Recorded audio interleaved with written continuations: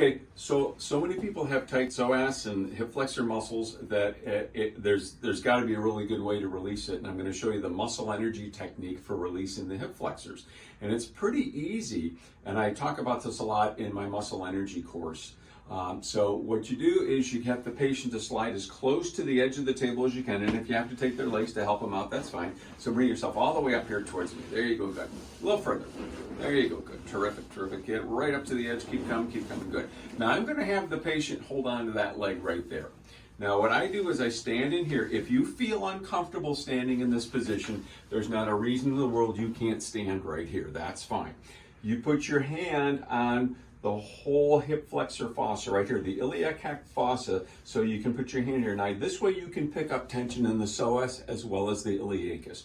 And what you do is I start sliding her leg down my leg until I feel tension right here.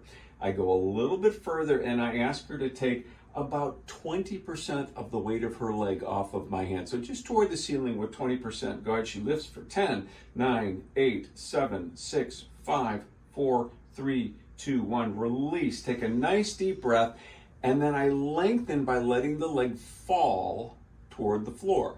And it's just moving and moving and going and going, and all of a sudden I feel tension, and then I stop and I say, why don't you take that 20% toward the ceiling for 10, 9, 8, 7, 6, 5, 4, 3, 2, 1, release. Take a deep breath. Good, and then let it fall, let it lengthen, lengthen, lengthen, lengthen. And that's just, she's just giving out here. That's all new muscle motion there, okay? And there's my tension point again.